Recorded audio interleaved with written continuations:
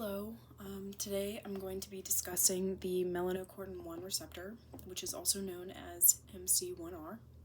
This is a protein that plays a really important role in regulating skin and hair pigmentation, and it does so by controlling melanin production, melanin being the pigment that controls the color of your skin and your hair and your eyes.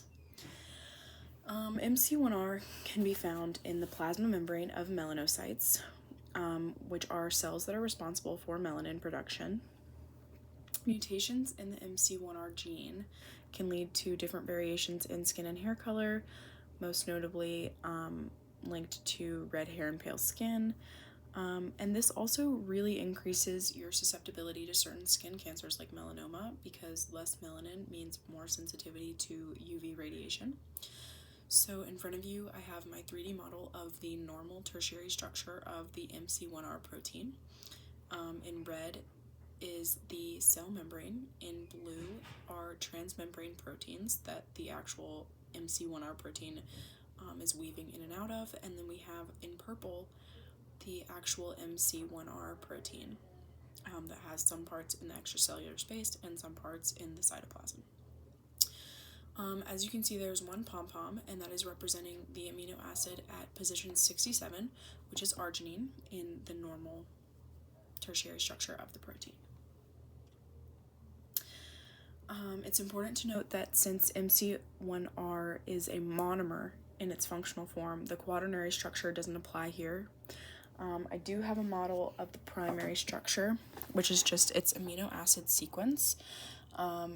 MC1R consists of around 317 amino acids, but can vary between species. And of course, for MC1R and every other protein, the amino acid sequence dictates the specific properties and interactions of the protein.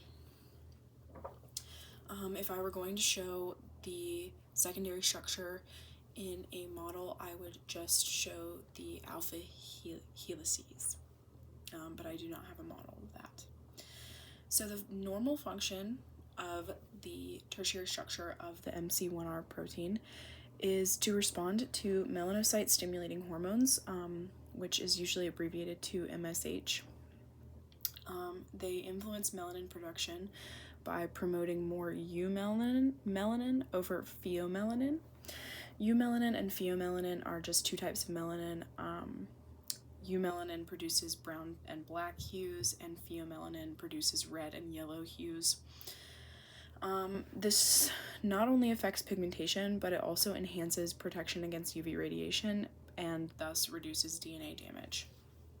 Again, that is in the normal tertiary structure. Now, in the mutated structure, we have a different amino acid at position 67. So my assigned mutation was the R67 mutation, and it results in an MC1R protein that functions less effectively because there is increased pheomelanin production because this protein is not functioning as well as it should. The shift to lighter melanin causes lighter skin and hair color and heightens that UV DNA damage risk. So as you can see, we have an orange pom-pom instead of the purple pom-pom at position 67. This orange pom-pom is supposed to represent cysteine.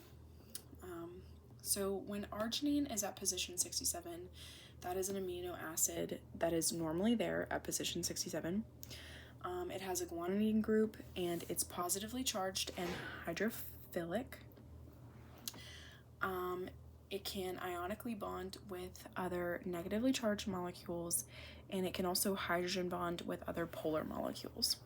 Now, in the R67C mutation, arginine is replaced with cysteine.